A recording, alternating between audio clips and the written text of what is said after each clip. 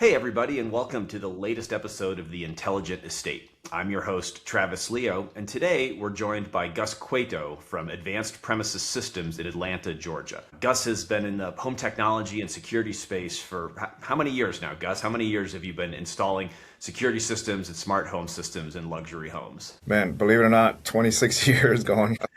And mostly in the greater Atlanta area? Yeah, pretty much. It's in Atlanta, northern suburbs. We've got projects that go all the way up to Memphis and the Carolinas as well, but primarily concentrate in metro Atlanta area. And so today we're going to talk about security and surveillance in high-end homes and high-end estates. Tell me a little bit about how you kind of got into this space in the first place when it comes to security and surveillance. So starting the business, I used to do industrial automation. So I actually have a PE or professional engineering license in control systems engineering. So I would design and program the computer systems and manufacturing plants, primarily pulp and paper. And I wanted to kind of get out of that, not travel so much. So I started this business in 1999. And that's what got me into this, trying to provide a little bit more. The people in the business back then were, they used to call, maybe they installed car stereos and that sort of stuff. So it wasn't really a sophisticated level of integration. Okay. So I wanted to kind of bring it up a notch. And security has always been a core tenet of the services that you provide, correct? Yes. I decided early on that security was important to bring it in, and take advantage of the fact that we're integrating all the subsystems in the house, this lighting control, the automation system. Bringing security in just adds, by taking advantage of all the subsystems, you can really create a safer home than you normally could otherwise because of all the automation that we have available. So let's talk about that for a minute. So when you're meeting with a client who's building a high-end estate, what's primarily on their mind from a security standpoint when you first talk to them? What are they thinking about? So a lot of times they come in and they just they're thinking of your basic physical security system, which if they talk to just a security contractor that doesn't integrate all the other subsystems in the home, they're going to provide kind of a layered approach, right? So their approach is, the first layer is glass breaks. So if somebody's trying to break in through a window, let's say, for example, they say, oh, we'll put glass break sensors so that if they break the window, the alarm will go off and they'll go away. And then if that fails, or if they cut the glass, and we'll put sensors on the windows so that when they open the door, that'll be layer number 2. And then if that misses, then there's motion detectors that can possibly pick them up. So that's like 3 layers. And that's kind of what a typical homeowner has in mind for a security system. But when we talk to them, we say, listen, every system we put in pretty much has a Lutron lighting control system. So now we have control of their lights. I said, we can take it a step further. Our first layer actually starts out in the property, out in the yard, the driveway. So that's where we kind of take it up a notch because we have full control of everything. So we say, listen, we'll put sensors out in the yard.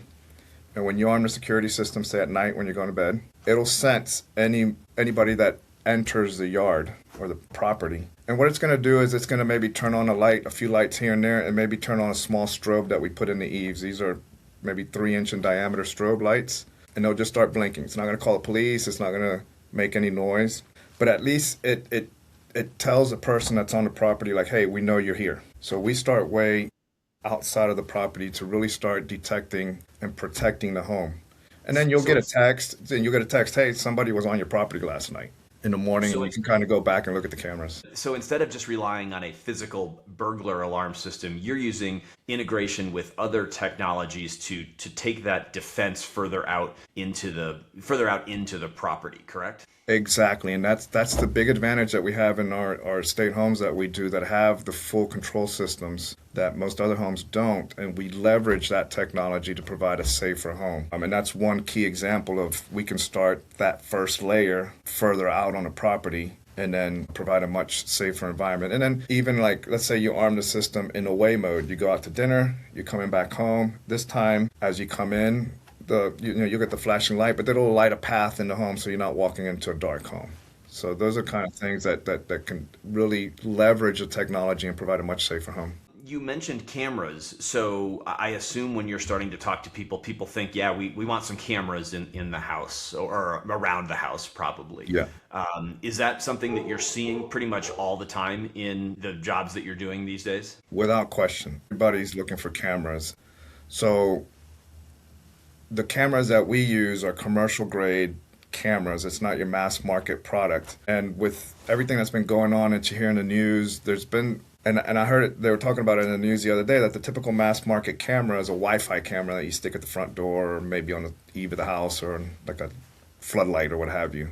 And those are, you can jam Wi-Fi. So somebody could come in, a sophisticated burglar can actually come in and put a device and really cause some Wi-Fi noise that would then shut down the camera's ability to connect to the Wi-Fi, which then shuts down the camera's ability to record because it records on the cloud. Okay. Right? So now your cameras are out of business. All our cameras are hardwired. Even the front door camera, the smart doorbell, is hardwired. Is there any reason, if security is of paramount importance to you, is there any reason you wouldn't hardwire a camera? No, only if it's a retrofit situation and we have to do it Wi-Fi. But in most situations, we've taken houses that are completely built and been able to retrofit hardwired cameras. It's really preferred to do hardwired. We may stick a little Wi-Fi camera if they want something in the garage to look at their cars, but all the cameras around the perimeter are definitely going to be hardwired and provide, a good stable connection to the network, which in our cameras, they record on premises. Okay, yeah, I was going to ask you about what are you seeing in terms of trends for recording now? Is it still recording on premise? Is it recording to the cloud? Is it a combination of both? It can be a combination of both, but ours will record on premises and we can put terabytes, massive amounts of data, so you can have a couple months worth of recording history that you can go back through and find when something happens. And that's important too because the data is safer too. A lot of times, a lot of my customers are really concerned about privacy and that sort of thing. There was a big controversy when I think it was Nest Cameras advertised in the Super Bowl that they're able to, if you lose your dog, then we can search for your dog using everybody or your neighbor's cameras. And people are like, well, wait a minute, that means you have access to my camera and what? So that's not, people don't like that sort of thing. Yeah. Well, I know with the whole Nancy Guthrie abduction from a couple months ago, all of a sudden, whatever Ring or Nest, I don't remember what brand that it was, but they somehow magically found the footage that supposedly wasn't in the cloud. Like exactly, that footage that supposedly wasn't recorded was actually recorded and stored, and they were able to find it. And I've got to imagine in the estates that you're working in, that type of stuff, that privacy is important to people, correct? Extremely important, extremely important. So that data is yours, and it's in the house. And we put it in a secure facility, so it's there. You can access it through the cloud, and it's very easy to find history and that sort of thing, but it's your data, and nobody has access to it, which is extremely important. Let's pull the string on that for a second in terms of ease of access, because one of the knocks on a lot of these CCTV or security systems is that it's great and I have them recording, but when I need to go find the footage or when I need to answer the whodunit question about something, it's virtually impossible for me as your average user to go and pull this footage and look at it. How has that changed, and the solutions that you're deploying for clients today? Is it relatively easy for them to go look at their own footage if they want to? That's true, because a lot of the camera systems that we use are professional grade, and they're designed to be in a control room with security officers looking at it, trained on the system, and they're able to pull stuff, pull the history out because they've gone through the training. But we use a camera system from a company called Ubiquity that's kind of done. It's commercial grade, very robust, very solid, NDAA compliant, and we can get into that in a second. But it's very easy to use. It's like the Nest. You just scroll up and you see kind of time-lapse photography kind of passing by, and you can say, the car's there, oh, the car's gone. And then you can see within seconds, you can find, say, for example, when the car was stolen. So it's really, customers love it. We've had customers who have installed it in their home here in Atlanta, and then they've had us go to Tennessee and to Cashiers, North Carolina, and install them there as well. Yeah, so they're very user-friendly. I'm not personally familiar with the Ubiquity system, but I know a number of people who are. And they say it's great and very easy to use. And the best security system is one that you can easily use. Right? Absolutely. I think a knock on any camera system or security system is, boy, if it's hard to arm, hard to use, lots of false positives, lots of errors, I just stop using it. And that really defeats the purpose of why I installed it or chose to install it in the first place. No, absolutely. And that's why we pretty much standardized on those cameras, and the customers love them, and it's really easy to use. And it has a lot of analytics. So if a car pulls in the driveway and drives out, it's capturing the license plate. And it has interface capabilities with our other subsystems in the home. So, for example, we do a lot of Josh home AI home automation, and we're able to send information, analytical information from the camera to the Josh to create certain scenes. So, say for example, in my showroom, I drew a line on the camera. It's a transition line, is what they call it. And I said, when you program the camera like this, it has the line and it has A, B, and it says, okay, when a car drives through that line from A to B, which means it's entering, send an announcement throughout the house that a vehicle has arrived. Or if a package is left at the front door, then say a package has been left at the front door. Announce it over the speakers in the home. Demoed this for a customer. She says, I got to have it. She's very concerned about security. And I said, yeah, you can. And the analytics available in the cameras are extensive. So you can identify a person. You can say, Travis has arrived and announce it. Or you can say there's a person in your backyard and it'll announce it. So it's very, very flexible and very powerful. And I have to imagine with everything going on in the AI world today that those analytics and that intelligence is only getting better and better at an incredibly rapid rate. Is that correct? It's amazing. Yeah, we can, for example, Josh has a really good tight integration with these cameras. So you can just say, okay, Josh, analyze the front door camera. And it's going to explain, well, I see two cars parked out there. One is black, one is gray. There's a wooden fence, and it'll kind of describe what it sees out through the camera. So it's very, very, very powerful. The technology has really gotten pretty amazing. And so once again, this is an example of how instead of just using a traditional camera system, you're using an integrated multiple technology approach to provide a more safe and secure environment for your estate owners. Exactly.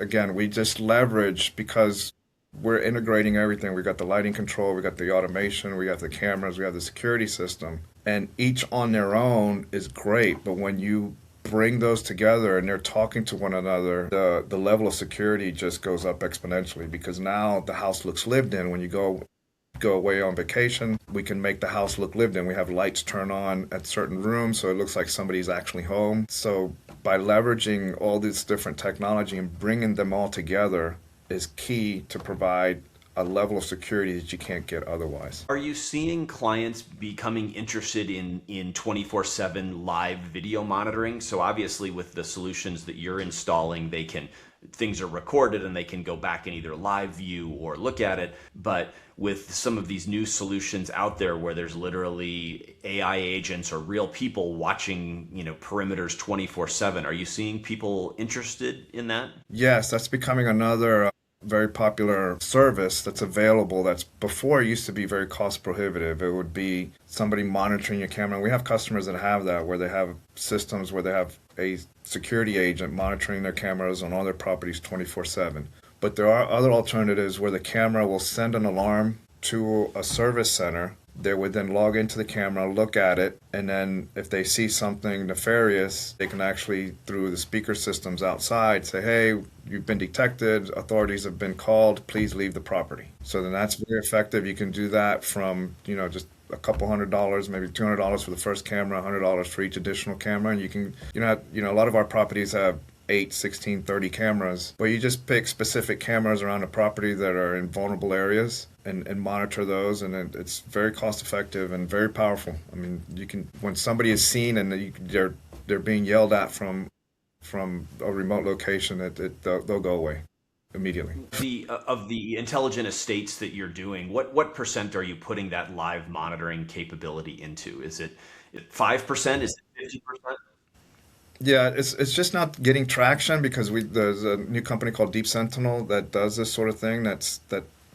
We're starting to kind of get a little traction with. So I'd say right now it's few, maybe 1 or 2%, but I think as that becomes more popular, and now before it used to be special cameras that had to be installed, but now they work with, they're agnostic to the camera system. That makes it a lot easier. That way we can install the camera system that we like and then they can attach to it. So I think that's going to make it a lot easier and a lot more popular. So it's not that you need to use a proprietary camera in order to do this real live monitoring. You can use the Ubiquity system that you're already installing, and they're just sending data and metadata back to the dispatch studio or whatever it's called, Yeah, to see that data. So that probably makes it a much easier solution to deploy than doing a proprietary type solution. far easier. Yeah. So you get to use the cameras that you like that work really well, that are easy to use, and then you can just attach this service on top of it. Makes it a very useful solution. Let's go back to physical security for a minute. So you talked about different layers of security like glass breaks and motion detectors and contacts. What else from a physical security standpoint, or a lot of times tied into that physical security is environmental security like water and fire and the like. So when you're installing a traditional physical security system in a home, what else are you protecting against? What other layers are you putting in? Yeah, that's a good question. In addition to, obviously, you want to protect yourself from bad people, but there's also things that can happen in a house. A lot of these estates have tremendous amount of, woodwork that's worth millions sometimes. So flooding is a big deal. When we do condos, flooding is an even bigger deal because not only you flood your property, you flood everybody else below it. That's something that we integrate. So say, for example, you going away, there's systems available that will monitor the water flow in your home. And if the water flow is outside of a certain parameter, like if the system knows that there's nobody home, then obviously the only thing that will be consuming water is maybe an ice maker. So that's minimal. So if it detects a use of water that's above what the ice maker would normally use for a certain amount of time, then it will shut your water off. And then that will send a signal to the alarm, to the central station, which will then cause somebody to go out and take a look at it. So yeah, definitely protection. Water damage is a big deal in many homes nowadays, and there's technology available that makes it so that it's easy to control the water flow and prevent lots of damage. Water can be, can really cause a lot of damage in a home. And I assume along with water, you can also do smoke and carbon monoxide sensing Yeah, as well. of course. Yeah, we put smoke detectors now.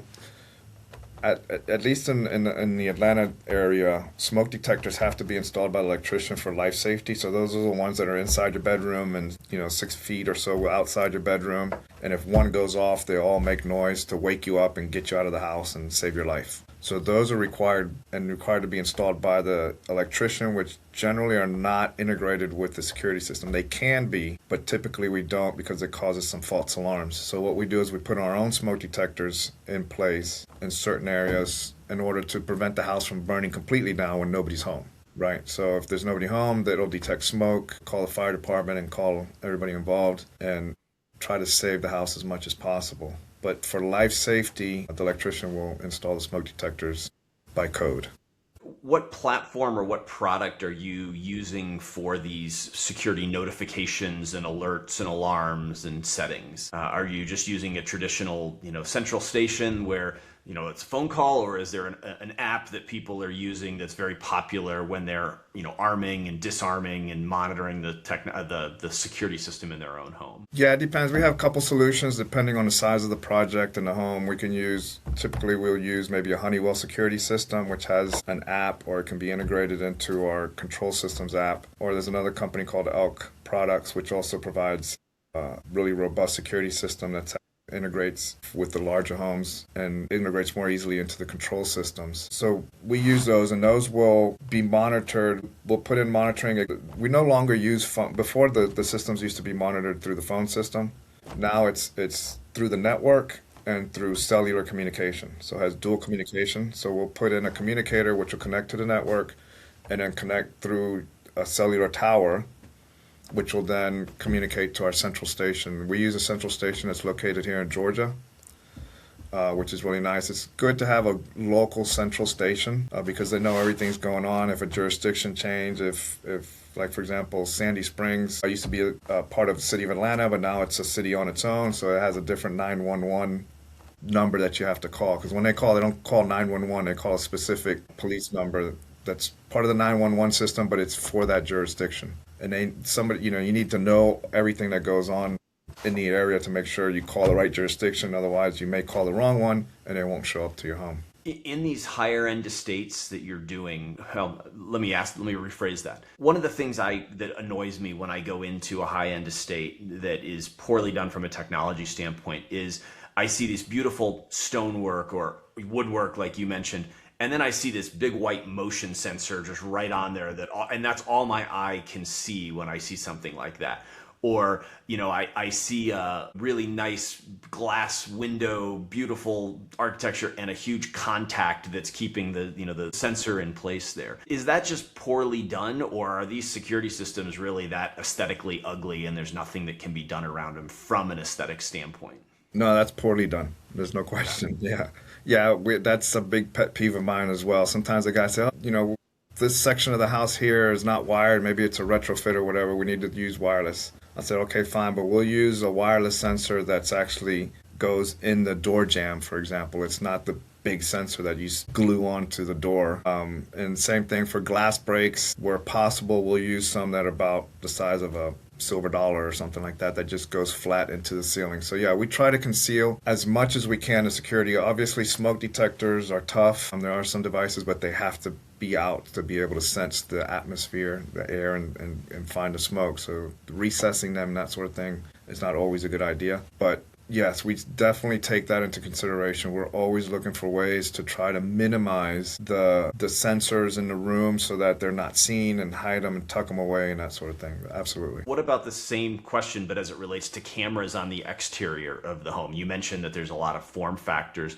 Are you able to discreetly hide, or at least not make the cameras appear like it's a CCTV system from the 1980s? Yeah, for sure. With the cameras, if we can, if it's a darker building, a darker color, then we'll use black. If it's a lighter, we'll use white. We'll either use what's called a turret camera, which is a little bit smaller form factor than maybe a bullet camera, which is a little longer. It just depends. Sometimes actually, though, customers, when it comes to cameras, prefer to have cameras that are visible.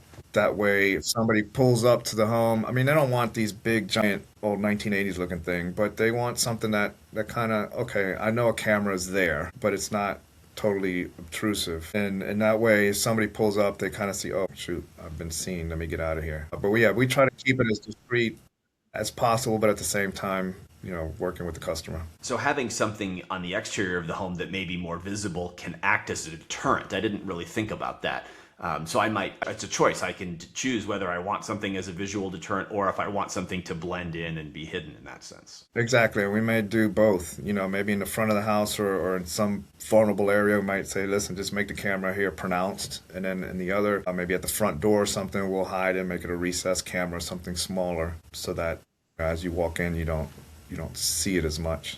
But yeah, definitely aesthetics. We always take aesthetics into account. We try to make everything. These homes are beautiful. So we want it to work, actually, obviously, because form follows function. But at the same time, we take the form part seriously and make sure that everything is as hidden as possible and blends in as much as possible to the decor of the home. I frequently see poorly installed security systems with large devices and just color mismatch in very, very high-end homes, and it always drives me nuts when I see it. Yeah, for example, in most homes, because you can come in through the garage, so you'll come in through some mudroom door.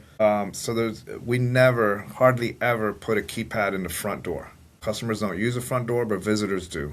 So you don't want this big, ugly security keypad in this beautiful entry foyer, so we keep that clean. Just one in the mudroom, one in the master bedroom, and then everything else can be done through an app. So we've talked about physical security, we've talked about cameras and surveillance, we've talked about environmental security, but in today's day and age, network security is something that's getting a lot of attention. Are your clients, when you're doing these high-end estates, obviously network security is going to be important to them, are they looking to you to help them out, or do they usually have their own person, or do they see that as a different service, or is that a service that you're offering or thinking about offering? How should our listeners think about network security in these high-end estates? It's definitely a thing. It needs to be thought about. Now, since they look to us for the solutions, because we provide everything. We'll set up the full network in the home. So we'll provide the network, all the access points. You have good Wi-Fi everywhere, Wi-Fi outside, so that when you want to play music by the pool, you're out, but at the very extreme end of the yard, you can still turn your music on and everything works great. But yeah, so we silo everything. We create a network with the proper firewalls, create the proper silos so that the IoT devices, the TVs, the music systems and all that might be on their own network, so that if somebody gets in there, they can't get into the rest of the home. We'll provide obviously proper Wi-Fi network with passwords and that sort of thing. And we can also, because we're integrating, we can turn things off. For example, a lot of customers, may not want Wi-Fi on all the time for several reasons. Sometimes for security, sometimes they just don't want all the radio frequency on all the time and that sort of thing. So we'll provide what we call an airplane mode for the home. And this is something that you can't really do in a typical home, but in our estate homes, because we control everything, we can do that very easily. With a simple command, you're going to sleep at night, everybody's going to bed, the kids shouldn't be on the internet anyways, there's no need for Wi-Fi. All your important things are hardwired. Your security system is hardwired, your cameras are hardwired, so you don't need Wi-Fi. So all our access points are wired to a specific network switch, and we just completely turn it off. No power. And I could probably set that up that at 6 o'clock the next morning, that switch automatically comes back on. Automatically lights up, and yeah. So now you no longer, so anybody that might be kind of, because we provide Wi-Fi throughout this state. Like I said, if you're in the extreme end of the backyard, you have Wi-Fi so you can play your music in the backyard and that sort of thing. So that means, yeah, somebody can technically pull up to the front of the house on the street perhaps and see your Wi-Fi and try to break in. Naturally, they'll probably try to do that at night, but when the Wi-Fi is it's completely shut down. I mean, it's off. So there's no way they can do that. That's a great solution, and it's I like the term airplane mode for your home. I mean, if people understand what that means. As a father of two now slightly older kids, it would have been great if somebody could have turned the Wi-Fi off to their devices at 8 o'clock, other than it becoming my wife and I just having a big fight with them about turning it off. So if you just had a kill switch where you could do it, that's a brilliant idea. Yeah, that's very popular, and it works great. I mean, it's super easy to do when you have full control of everything. Beyond network security, what other, when you're in high-end estates, high-end homes, a lot of times you hear people talk about safe rooms or those types of things. Is that still something people are building into homes today, or have these security systems just gotten so good with cameras and that people don't dedicate the space to something like that? There are customers that have that, yes. There's definitely, there's not a lot, but there's always maybe one room that they can get into that might be fortified to a certain extent. So we have to kind of plan for those in advance, because obviously you want to be in there safe, but you want communication. And usually these rooms they might wrap them in Kevlar or something to that effect. So it kind of shields you from any network. So we want to make sure you have communication in that room, a network access point or something so you can see your cameras while you're in the room. So yeah, that's something that is done in the homes that we do. And we plan for them accordingly to make sure that once you're in there, you can still communicate, you can see what's going on around the house and that sort of thing. What are some lessons, as you've done this, you said for 26 years, what are some lessons that you've learned the hard way when it comes to security? Initially, because I come from an industrial background, was as we got into these higher end estates, is the aesthetics of it, right? It's just making sure that it functions reliably, is easy to use, and then doesn't distract to the decor of the home. So initially, I'm an engineer, worked in pulp mills and paper plants and paper mills and that sort of thing. So it's aesthetics wasn't really a concern. But when you get into this industry from the outside, you realize really quickly, wait a minute, you can't stick a glass break right there, or you can't, put a motion detector. Can you not get something smaller or whatever? So those are the kind of things where you put them up and you say, oh, I see. No, we can't do that. So you've learned over the time that the aesthetics is important, and that it sounds like you learned it fairly early, but that you have to balance form and function when it comes to these types of solutions in estate homes. Yeah. It takes one interior decorator to yell at you to say, okay, I get you. So that's one thing it wasn't something that I was accustomed to, so it was really quick. And to get it to blend in and then work reliably and be easy to use. The easy to use part can be tough at times as well, because the manufacturers just kind of don't have that in mind a lot. So that's always, especially when you're blending it in with control systems, you got to make sure it works and works reliably. That's a good segue into the next question I was going to ask you, which is what mistakes do you see people making in this space? So if a customer calls you and says, hey, I'm dissatisfied with my security system or my security provider, can you come and take a look?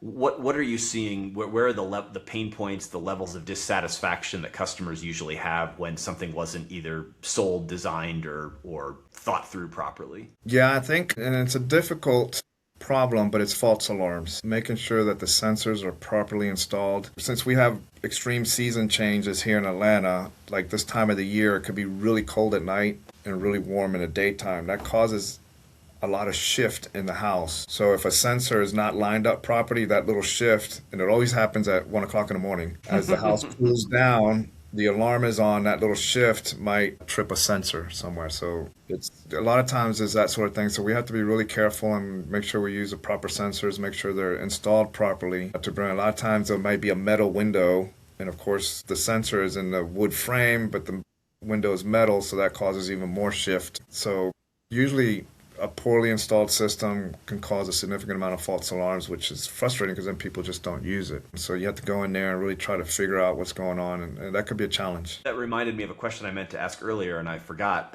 You were talking about wireless systems, so battery-powered devices. Good, bad, use only if you have to, avoid at all cost. What's your take on that? Use only if you have to. We still wire everything when possible. Just like there's construction processes and things happen, wires get cut and that sort of thing, and we try to mitigate that as much as possible by getting there and checking, but it happens. So sometimes it's just not practical to try to dig where the wire's been cut, and then we have to use wireless. But 90% of our sensors are going to be wired. And maybe a wireless one here and there if a wire's cut, or if maybe it's a remodel and there's just no way to get wired to the specific place. So yeah, we try to avoid wireless sensors as much as possible. What's the battery life of a typical wireless sensor? I mean, if I have to do it because of a wire cut, or I just can't retro a wire to where I need to get to, how long can I expect before I have to get up on a ladder or have somebody get up on a ladder and replace that battery? The literature will say maybe 5 years, but I find that sometimes they seem to go a little bit sooner than that. So I'll say 3 to 5 years is the battery life that you need to expect. So, we'll provide a service where we can come in and inspect those and maybe change it out every few years to make sure everything runs smoothly. We can come in on a regular basis and check those. So you offer a maintenance plan. So if you do have to put in wireless sensors, or I know a lot of these have batteries in them too, that you need to replace the brains battery, you have a recurring plan where a customer can know that their system's going to be kept up to date and maintain peace of mind. Exactly, and then we end up getting corralled into changing the batteries and the electrical smoke detectors at the well. We get that call a lot, believe it or not. They'll say, my fire alarm's going off, and I hear it in the background, and I can tell the difference in the alarm sound. I say, yeah, that's the one installed by the electrician, but I'll get somebody out there as soon as I can. So, and then we have customers where every year we go in and we'll change 15 smoke detector batteries, and then every few years we'll change the smoke detectors as well. As we wrap up here, I guess I would ask, what's one piece of advice that you would give to somebody who's designing or building an estate home today when it comes to all of the things we've talked about, physical security, environmental security, cameras, network security?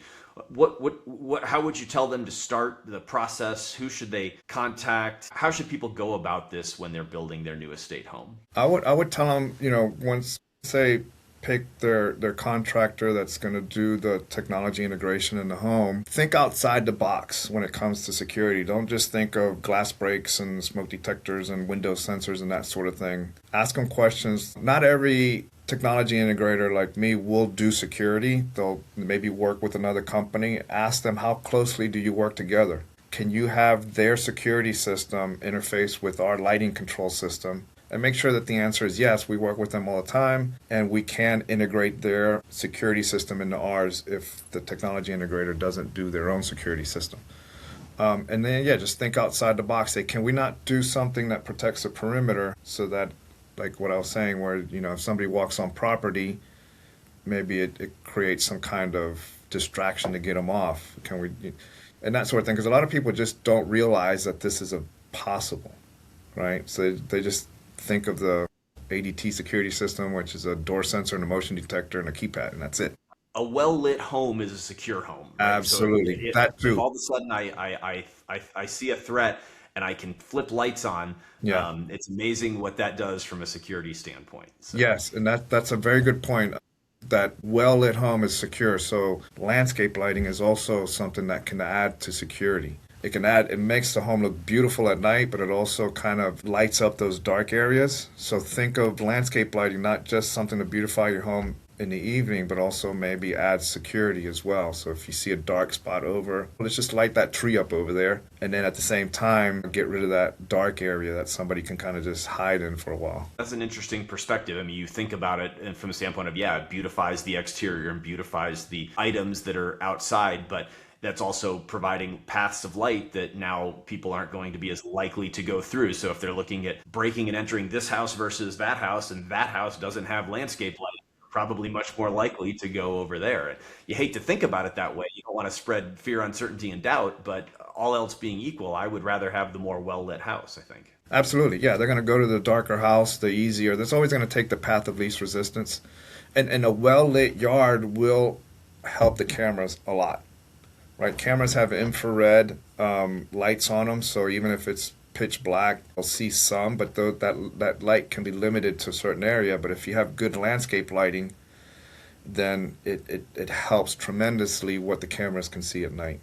Well, great. Well, Gus, thank you very much for your time on the Intelligent Estate today. I've enjoyed the conversation. I've learned a fair amount about physical security and the like. If our listeners are in the Atlanta area and are building an estate and want to get in touch with you, I will put your contact information in the show notes and on the screen here. But we really appreciate you educating our listeners today. Super, Travis. Thank you for having me. And it was great fun, and I really appreciate it. All right. Thanks, Gus. Thank you.